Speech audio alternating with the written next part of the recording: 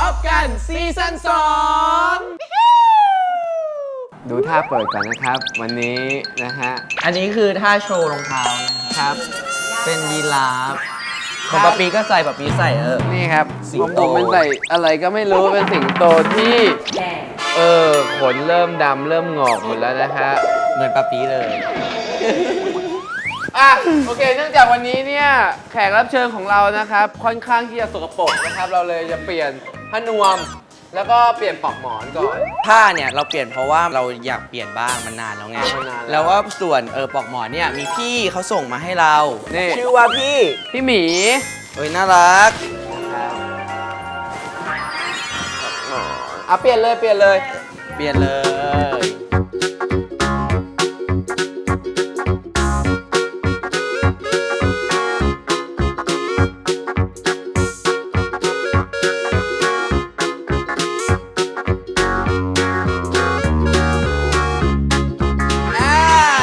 ร็จแล้ว เรียบร้อย แล้วก็วันนี้นะครับถือว่าเป็นวันที่ดีที่กันจะเอาน้องมาแนะนำเพิ่งได้มาจากที่โอกินาวาก็เลยชื่อว่า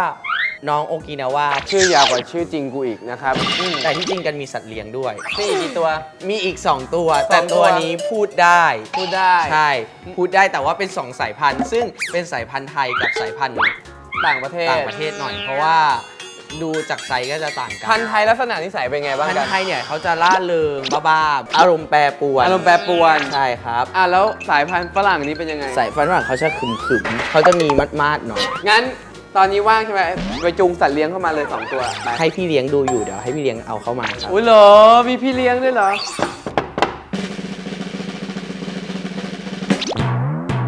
เขาเคาะประตูแล้วแบบนี้ เอาเหรอ เอาไปเปิดดิไปเปิด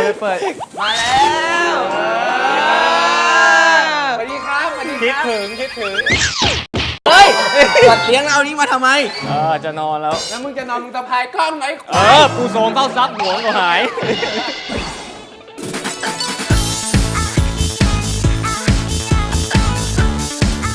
ไหนการลองอธิบายถึงสัตว์เลี้ยงของกันหน่อยสิ ตัวไหนพันธุ์ไทย ตัวไหนพันธุ์ต่างประเทศ นี่ ดูหน้าก็จะรู้แล้วว่าอันไหน แต่ว่าอันนี้เป็น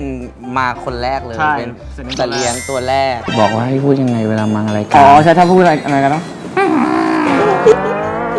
แต่ว่าสัตว์เลี้ยงฝรั่งก็จะมีเสียงเหมือนกัน ใช่เพราะว่ากันบอกแล้วว่าถ้ามารายการถ้าให้สมมติปะปีถามก็ต้องให้ตอบแบบนี้ ตอบยังไง มึงโตมากับกูจริงๆ คนละ ปะ ร่าง เนี่ย คนละร่างอันนี้เป็นร่างสัตว์เลี้ยง อ๋อ ก็ไม่สังเกตหรอกวันคืนแบบพระจันทร์เต็มดวงกูไม่อยู่กับมึงกูจะกลับบ้าน ใช่ บริษัทกูจะอยู่กับมึงเนี่ย29 วันอีกวันหนึ่งก็ออกมา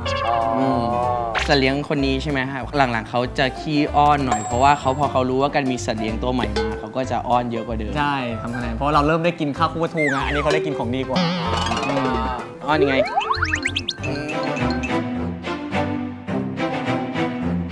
หมาไทยมันพงๆแต่หมาฝรั่งเป็นยังไง เป็นไง มึงเรียกชื่อกูปะเนี่ย เราว่าอะไรวะ เอาไป หมาไทยก็จะเป็นเสียงหนึ่งหมาฝรั่งก็เหมือนไก่ เขาไม่ใช่หมา ไม่ใช่หมาเป็นสัตว์เลี้ยงก็คือสัตว์เลี้ยง เป็นสัตว์เลี้ยง ระบุสายพันธุ์ไม่ได้ว่าเป็นสายพันธุ์อะไร สมมุติว่าเกิดพี่ออฟต้องจับพัดจับผูไปเป็นสัตว์เลี้ยง มึงต้องมีเสียงร้องของตัวเอง ใช่ มันต้องมีเสียงร้อง ของมึงนี่ไหม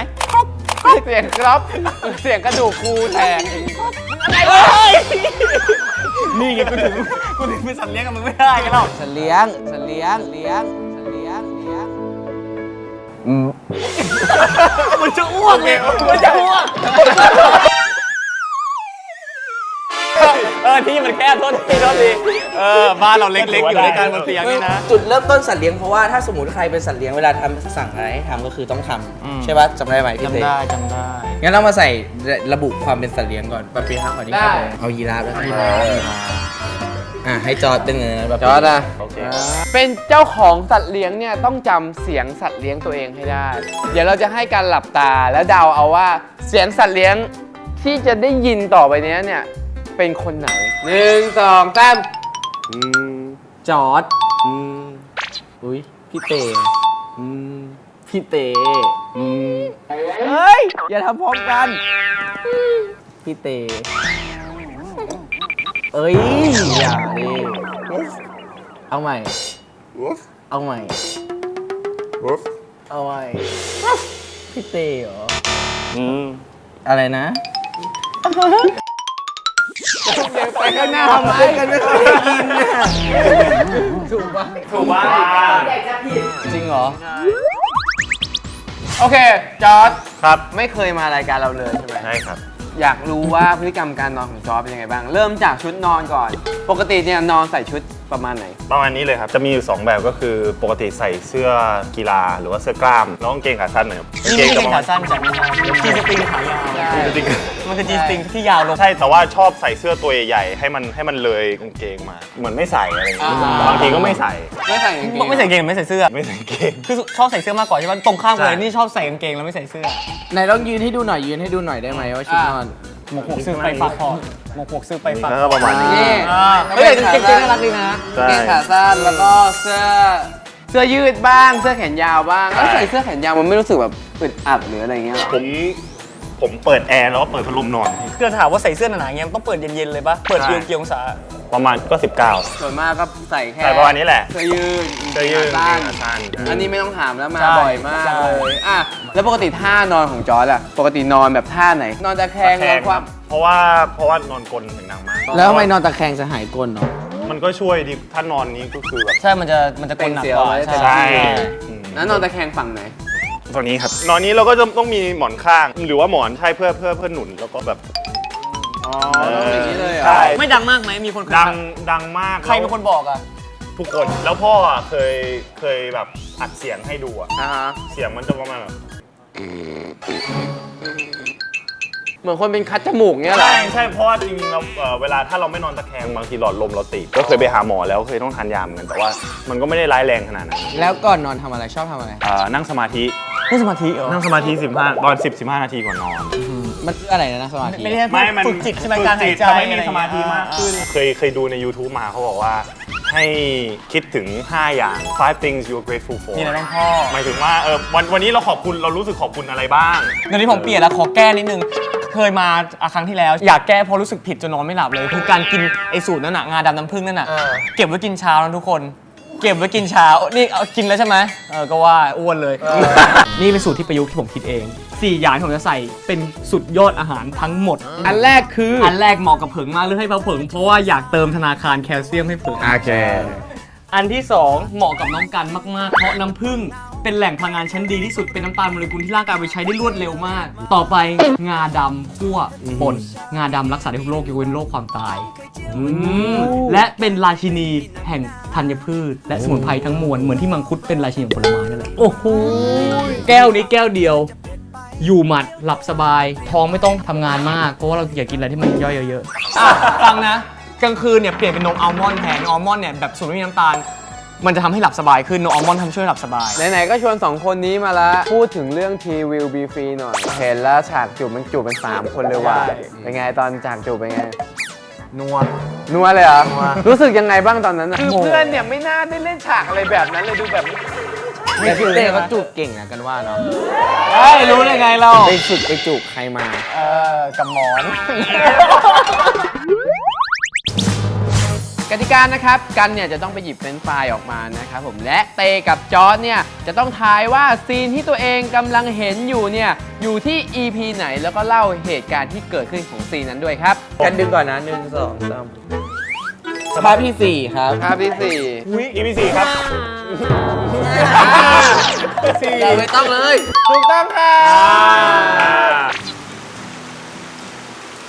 เหมือนพอตอนที่เขามองเราก็ต้องเดินเหงาๆปีนขึ้นไปนั่งเหงาอยู่ข้างบน จังหวะที่ขึ้นอีกคือไม่ขึ้นยากนะ คือตอนปีนขึ้นไม่มีทางขึ้นเป็นหินลื่นๆ แล้วตัวก็ไปเปียก ต้องขึ้นเพื่อไปนั่ง ได้ นึงไปนั่งน้อยใจ แล้ว เชี พ ย อ ร์ คัดเสร็จกูต้องลงมาถ่ายข้างล่างใหม่แล้วก็ปีนขึ้นไปอย่างนี้ใหม่เรื่อย อันต่อไปนะครับ เบอร์ เบอร์ 5 5ครับ ๆ อันนี้อยู่ EP 5 เป็นซีนที่แบบเหมือนเป็นปาร์ตี้ ก่อน แบบ ที่เจ้าสาวจะ จะแต่งงาน เขา ก็เลยเราก็แบบเป็นเมลเอนเตอร์เทนเนอร์อะไรอย่างงี้ไปเต้นให้เขา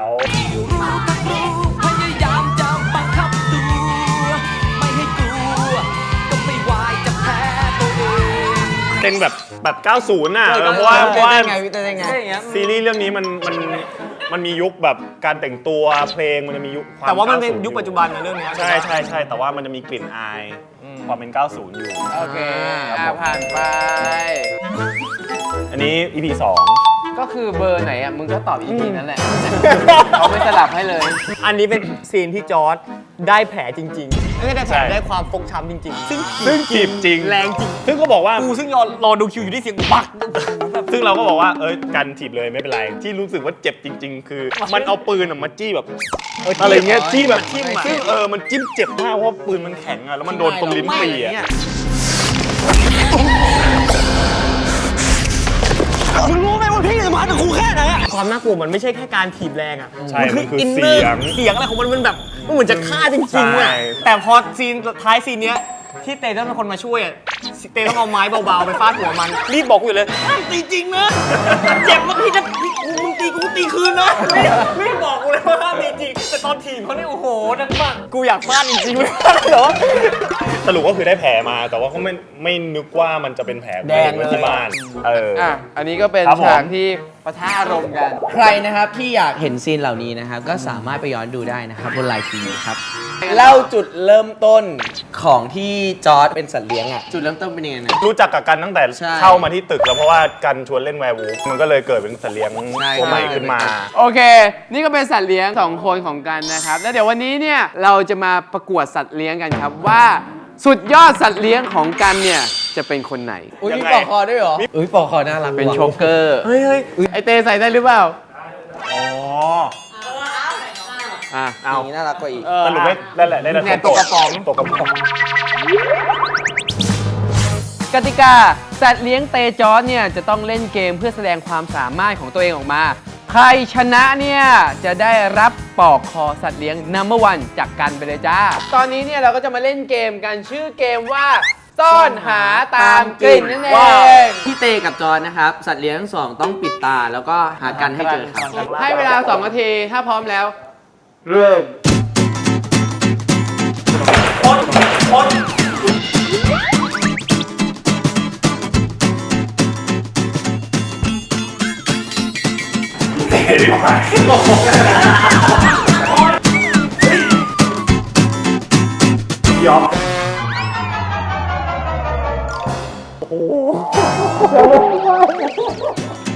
ถ้าเข้าใกล้อะไรจะช็อตได้บอกด้วยนะมันกลัว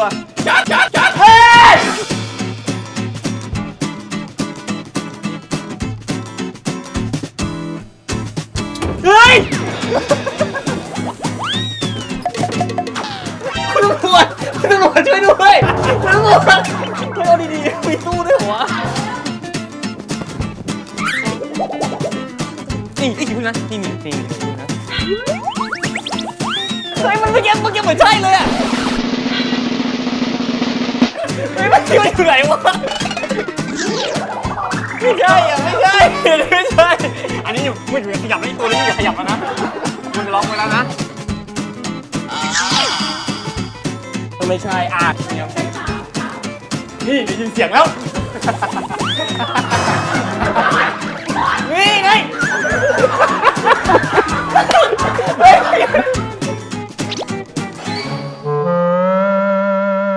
โอเคนี่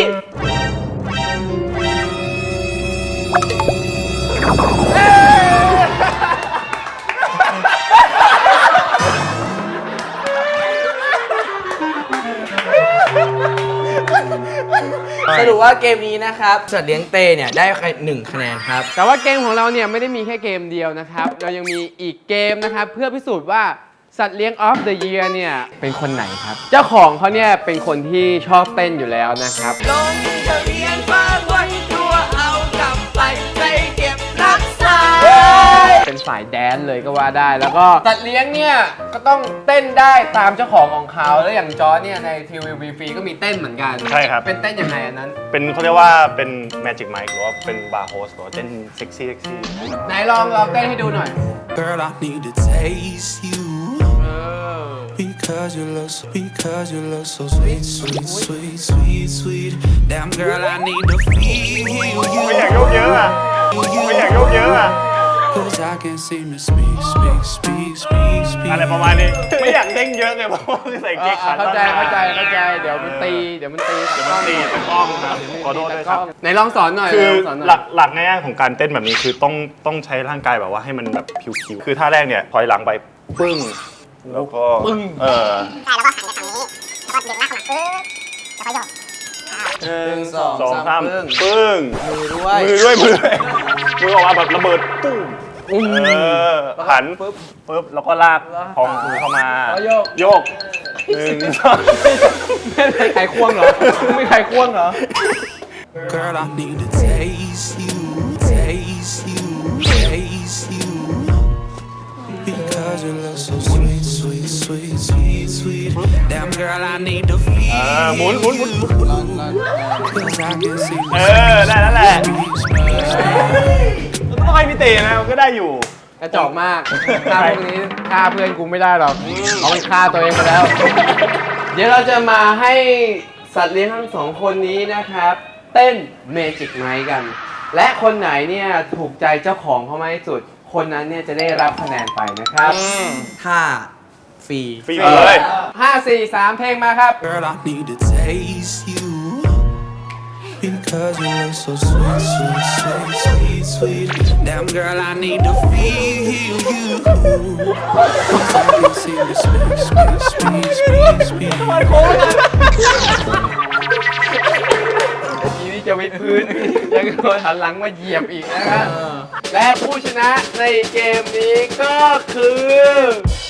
กระซิบบอกไปรอบๆ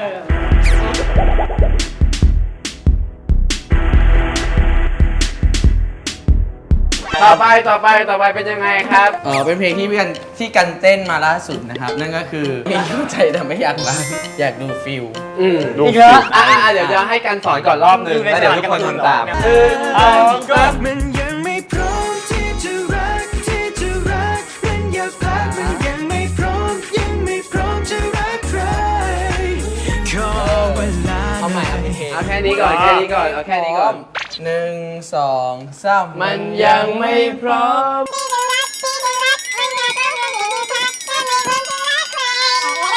อินเนอร์ครับ เอาเท่ๆพอ เขาไม่เน้นท่าที่สวยงามเราเน้นฟิลพร้อมครับ 5 4 3 2 เพลงจ้าไปยังไม่พร้อ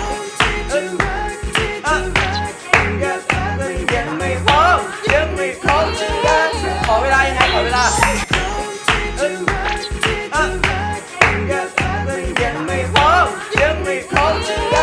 ขอเวลาหน่อยนี้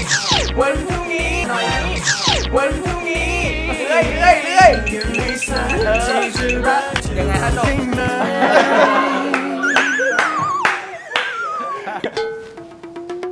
โอเค ได้ครับ ตอนนี้คะแนนอยู่ในหัวของผมแล้วทั้ง 2 ด่านนะครับ แต่ว่าเกมของเรายังไม่หมดแค่นี้ครับ เรายังมีในด่านที่ 3 เป็นด่านตัดสินครับ เป็นเพลงที่เราเพิ่งขึ้นแฟนมิตของเรามานะครับ นั่นคือเลิกคุยทั้งอำเภอเพราะเธอคนเดียวนะรู้ไหมเดี๋ยวเราเต้นให้ดูแล้วก็เปิบ ทำยังไงอ่ะ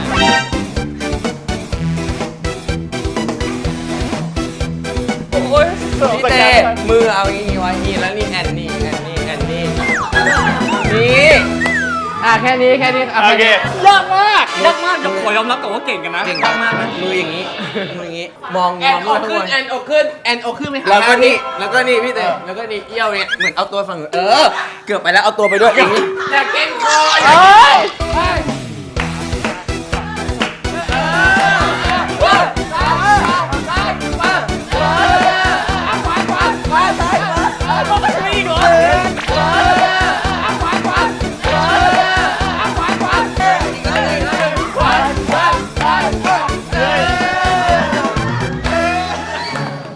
เธอนั้นเป็นลูกสาวบ้านแม่แวบแรกที่ข้างไปอยากร้องไห้อะโทษอะไรไม่รู้อะ โอเคนะครับ เมื่อกี้เนี่ยเราก็แข่งกันไปแล้วทั้งหมด 3 ด่านด้วยกันนะครับ เดี๋ยวเราจะให้แต่ละคนเนี่ยพูดหน่อยว่าตัวเองเนี่ยทำไมถึงต้องเลือกเขาคนละ1 ประโยคก่อนอื่นชี้แจงเกณฑ์การตัดสินก่อน เกณฑ์เราไม่ได้เอาท่าเต็กท่าอะไร เราเอาฟีลลิ่ง นี่ไม่มีจีด้วยฟิลลิ่ง แล้วก็ความดูตะมุตะมิ จอร์จ ถึงแม้ว่าเราเป็นสัตว์เลี้ยงที่มาทีหลัง แต่ว่าเราก็พร้อมที่จะให้เจ้าของเนี่ยแบบเขารักเราใช่ เราก็แสดงความเต็มที่ของเรา ใช่ ตอนนี้ก็ถึงเวลาของเจ้าของแล้วที่เจ้าของจะต้องเลือกด่านแรกเนี่ยจอร์จเป็นคนได้คะแนนไป ส่วนเพลงที่2เนี่ยความสู้ของเขาเตก็เลยได้คะแนนไป ไม่ต้องพูดว่าให้ทำความสู้พูดว่ากูได้คะแนนอย่างเดียวพอ ไม่ต้องพูดให้ทำความสู้ กูสงสารและพอมาถึงเพลงเลิกคุยทั้งอำเภอนี่นะสิกันเนี่ยจะให้สัตว์เลี้ยงคนไหน และคนที่ได้เป็นสัตว์เลี้ยงแห่งปี ได้แก่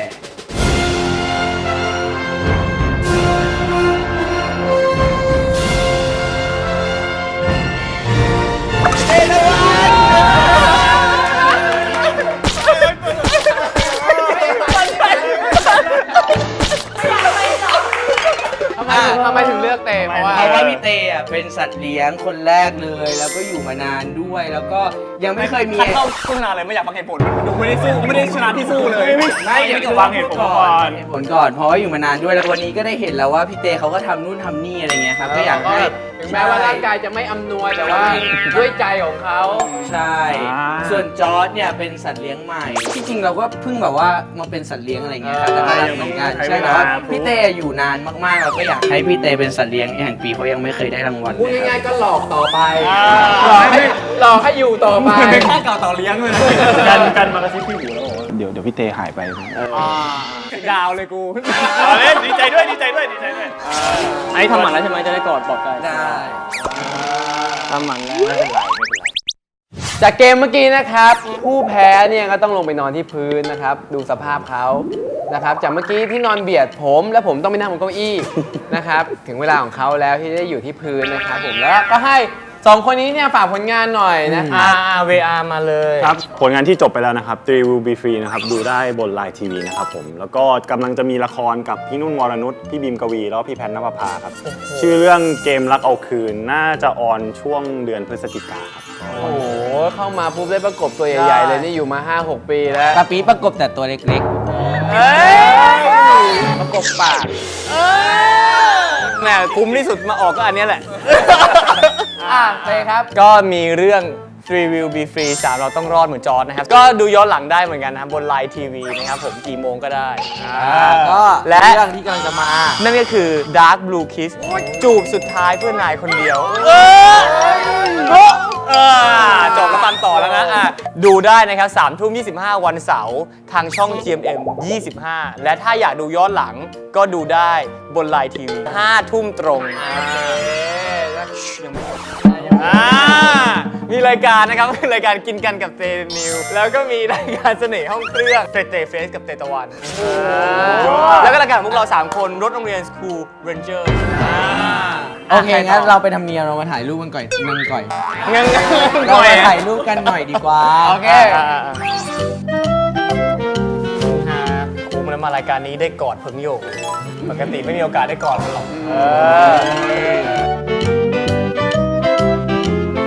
โอเคสำหรับวันนี้พวกเราไปนอนกันก่อนดีกว่าครับ งั้นมันเสียงมันง่วงจริงเลย ง่วงแล้ว น้องง่วงน้อง นานๆทีได้นอนกับสัตว์เลี้ยงทั้งสอง ไปนอนกันดีกว่า คุณนายครับ ปิดไฟด้วยนะครับ จะง่วงหรือจะง่วงก็มาดูกัน